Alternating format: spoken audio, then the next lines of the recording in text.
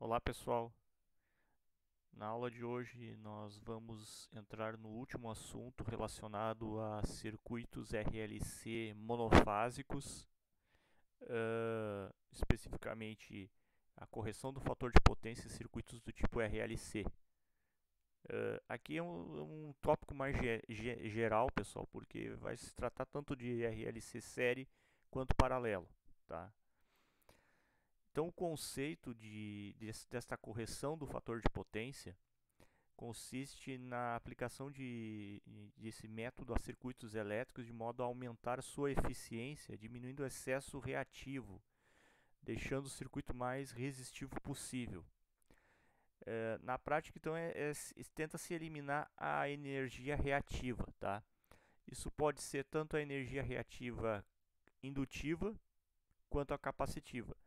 É mais comum se tentar diminuir ou eliminar a energia reativa indutiva, tá? Então, para fazer esta correção do fator de potência, são utilizadas as seguintes técnicas: acréscimo de cargas resistivas, que é uma coisa mais óbvia, né? Que se a gente colocar mais cargas resistivas com fator de potência 1, o circuito se torna cada vez mais resistivo, tá? Então, com isso, ele vai chegar mais próximo possível do fator de potência 1. Acréscimo de cargas capacitivas ou capacitores, se o circuito for indutivo, que é a técnica mais utilizada, tá? Principalmente na área industrial. Tá? Essa é a técnica que vocês vão encontrar em 99% das situações. E acréscimo de cargas indutivas, bobinas ou reatores, se o circuito for capacitivo.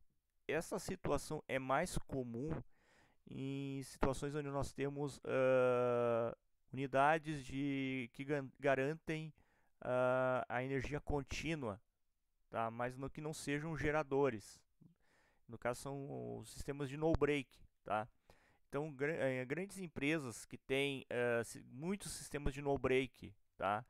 Ou muitas fontes chaveadas, têm a tendência de ter um fator de potência capacitivo. E com isso, dependendo do horário, tá? Pode se gerar cobrança de excesso reativo capacitivo. Tá? Tem uma legislação que rege isso, tá, pessoal? As reais vantagens da correção do fator de potência irão aparecer nos circuitos paralelos. Tá? E a principal da vantagem, né, falando agora exclusivamente de circuitos em si, é a diminuição da corrente. Tá? No série, não temos grandes aumentos de vantagem, não temos implementos de vantagem, inclusive a corrente do circuito tende a subir, né? Mas no paralelo, a corrente tende a diminuir, que é uma grande vantagem, né? Então tenta-se deixar o fator de potência o mais próximo possível do unitário, que é o fator de potência 1, né? Então, aquela observação, né? Para circuitos elétricos comerciais e industriais, existe legislação que determina a correção do fator de potência. Se a não realização, se não ocorrer essa regularização do fator de potência, será ocasionado cobranças de excesso de energia reativa, aumentando o custo da fatura de energia. Tá? Para vocês terem uma ideia,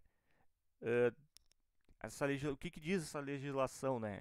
Para resumir com relação ao fator de potência, do horário das 6 da manhã à meia-noite, em dias úteis, o fator de potência das unidades industriais tem que ser maior ou igual a 0,92 indutivo. Tá? Pode até ser capacitivo neste horário, mas não se é vantajoso, tá? Não se tem problemas em se tornar ele capacitivo.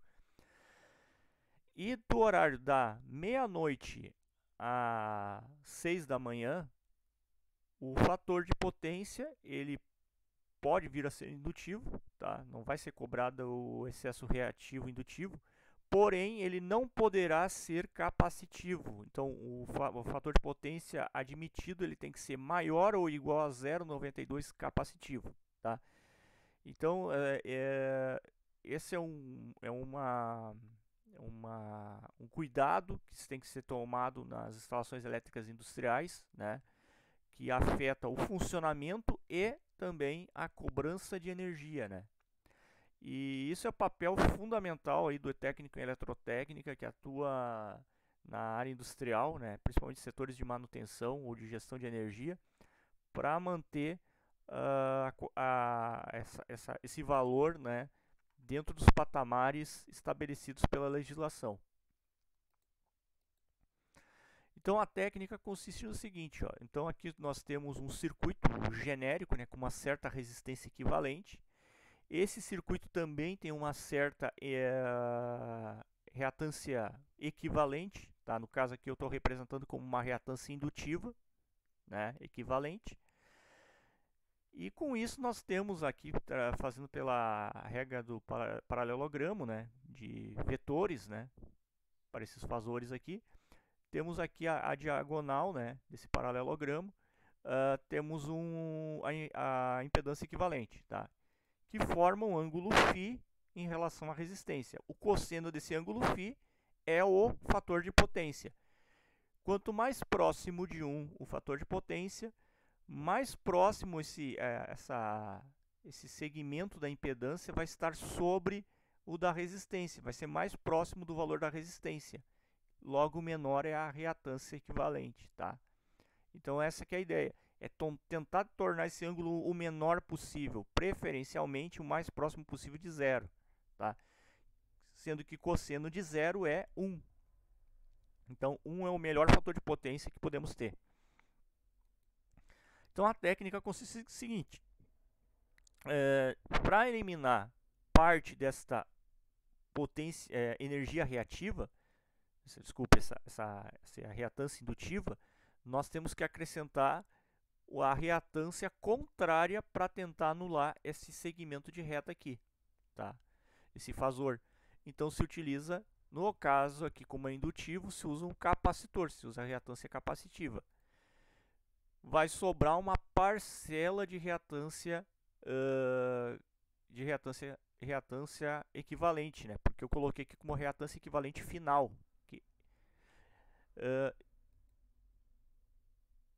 Projetando agora a resistência aqui para essa resultante que está em amarelo, né?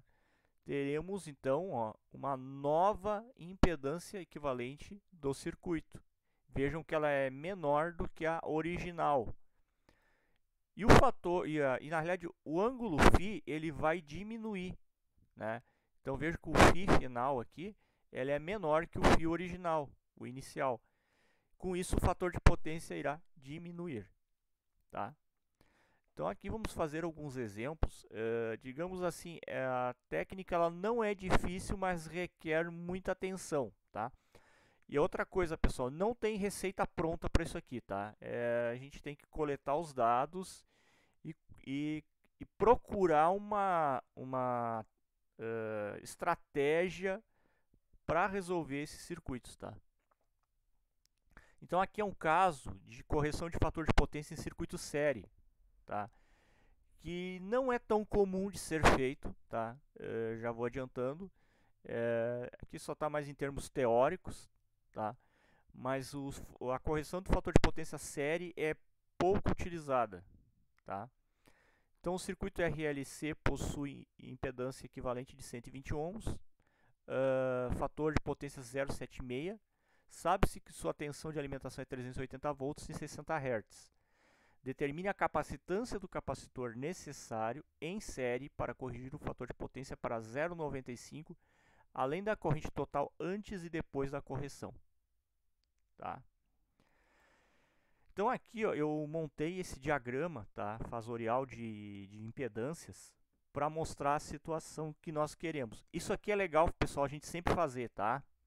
Seja com as reatâncias, no caso do circuito série é melhor fazer pela técnica das impedâncias e reatâncias, tá? seja com as potências ativa, reativa e aparente para circuitos paralelos. Tá? Então aqui é um circuito sério, estou fazendo pelo método da reatância, tá? Das impedâncias. Então vejam só, eu chamei na minha organização, né, tudo que é inicial eu coloquei com prefixo 0. E tudo que é final eu coloquei com prefixo F. Tá? Então temos originalmente aqui uma resistência, a resistência vai ser a mesma. Vejam que a resistência a gente não muda, né? Ela permanece sempre a mesma. Aqui esse em verde, aqui que tá mal a gente consegue enxergar esse segmento aqui na esquerda, né? A 90 graus é a reatância inicial, botei X0, tá? E aqui Z0, né? Que vai até a projeção, né? Que é a impedância inicial. E φ0, o ângulo entre a impedância inicial e a resistência, é o ângulo de defasagem inicial. Tá? O que nós vamos fazer? Nós vamos colocar de tal um capacitor, um XC, né? De tal forma que sobre apenas isto aqui de reatância no circuito. Esse aí, X final. Tá? Que vai nos proporcionar esta impedância aqui, ó, Z final. Aqui botei Z0, mas é um ZF, tá, pessoal? Um Z final, tá? Que daí vai nos proporcionar, por consequência, este ângulo φ final. O cosseno desse ângulo φ final tem que ser 0,95. Tá? O cosseno deste ângulo tem que ser obrigatoriamente 0,95. Bom, vamos lá. Os dados que nós temos. Temos a impedância inicial, que é 120 ohms. O fator de potência inicial 0,76. Tensão 380. E a frequência que é de 60 Hz. Tá, pessoal? Bom, como é que nós vamos fazer? Nós vamos fazer da seguinte maneira. Vamos tratar da condição inicial e da condição final. Tá? O que a gente tem no início e o que a gente vai querer no final. Tá? Então, a condição inicial, a gente precisa determinar qual é a resistência desse circuito. Nós temos a impedância. A resistência, a gente pega a impedância vezes o fator de potência. Tá? Então, peguei aqui Z inicial vezes o fator de potência inicial vai dar a resistência do circuito, que vai ser a mesma para o resto das situações. Tá? Então, vai ficar 120 vezes 0,76, que vai nos dar uma resistência de 91,2 ohms. Tá? O próximo passo é determinar a reatância do circuito. Tá? A reatância inicial. Reatância inicial, já coloquei aqui o teorema de Pitágoras modificado, né? Que é impedância ao quadrado menos resistência ao quadrado. Então, 120 ao quadrado menos 91,2 ao quadrado, daí tiramos a raiz quadrada, dá 78 ohms. Tá? Bom, agora nós vamos ver a condição final, como nós queremos que o circuito fique. Tá? Para a gente chegar lá, nós primeiro vamos determinar qual é a impedância que o circuito tem que ter no final. Tá? Porque isso não foi dito, foi dado apenas o fator de potência. Como nós conhecemos a resistência, se nós fizermos a resistência pelo fator de potência final, nós vamos obter a impedância final. É a impedância que vai ficar no circuito. Então vai ficar 91,2 dividido por 0,95, que vai dar 96 ohms. Para determinar a reatância final do circuito, a equivalente final, né, é o teorema de Pitágoras de novo, tá? Novamente. Então a gente substitui 96 ao quadrado menos 91,2 ao quadrado, vai dar muito próximo de 30 ohms. Tá? Bom, agora nós temos quanto nós tínhamos de reatância no início e quanto nós temos no final. A diferença das duas, tá, vai dar a reatância do capacitor. Então, o X inicial é igual à soma do final mais o do capacitor. Então, do capacitor é o inicial menos o final. Então, temos 78 menos 30. Para que fique 30 no final, nós temos que ter, então, 48. Tá? Então, temos que retirar 48 ohms do circuito na forma de reatância capacitiva. Bom, tendo a reatância capacitiva e tendo a frequência, nós conseguimos fazer o cálculo do capacitor. Tá? com a nossa equaçãozinha C igual a 1 sobre 2π FXC. Então, substituímos na equação, a gente obtém 55,26 vezes 10 a menos 6 farad, que vai nos dar 55,26 microfarad. Então, esse é o capacitor, né, valor próximo dele, que nós temos que instalar em série para que o fator de potência passe de 0,76 para 0,95, tá? Aí agora vai acontecer aquela situação que eu comentei com vocês no circuito série, né? Das correntes, que é o que foi pedido. As correntes, pessoal, há uma tendência de aumentar a corrente porque a impedância diminui, tá? E isso é característico do circuito série.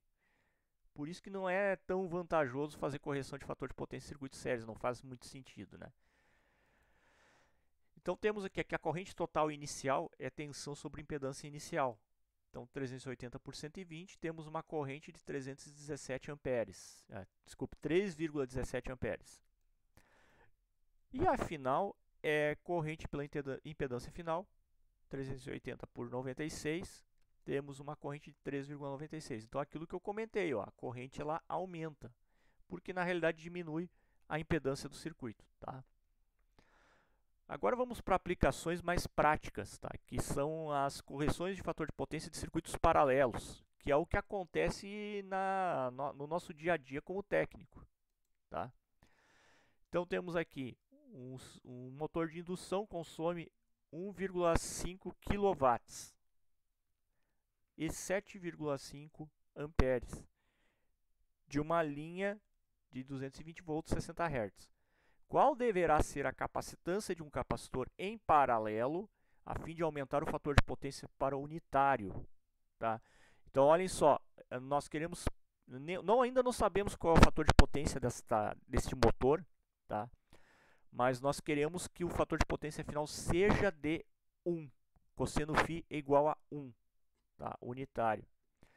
Bom, então a situação que nós temos é essa. Então temos esse circuito aqui, né?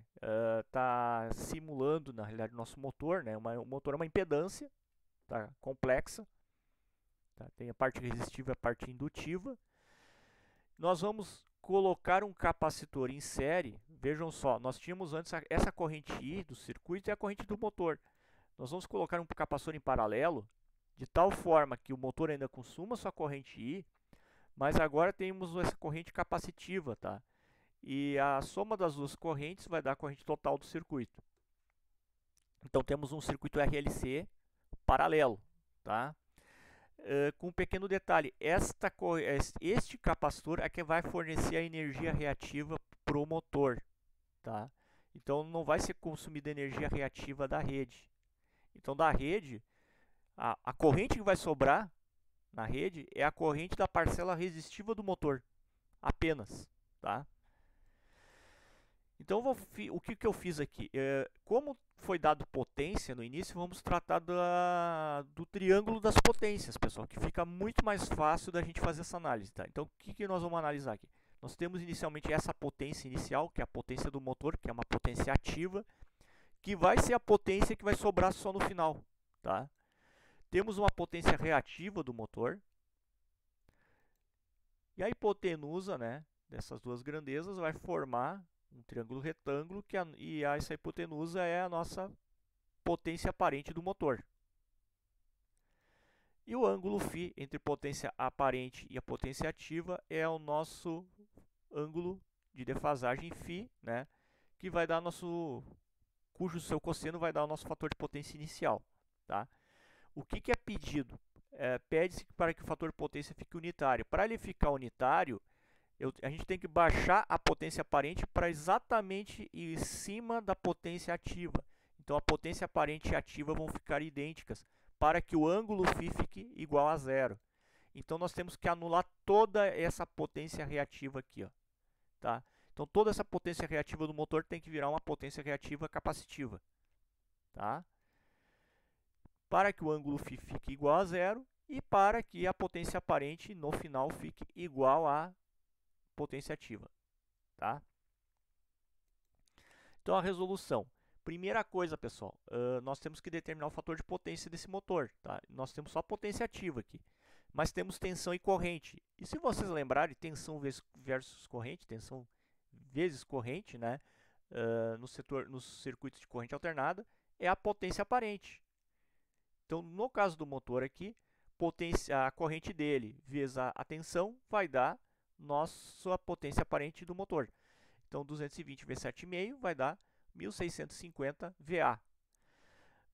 Vamos passar essa potência do motor para de quilowatts para watts, né? E nós vamos substituir essa equação para calcular o fator de potência. Potência do motor ativa dividido pela aparente.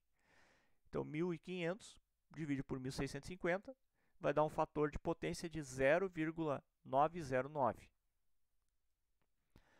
O próximo passo, pessoal,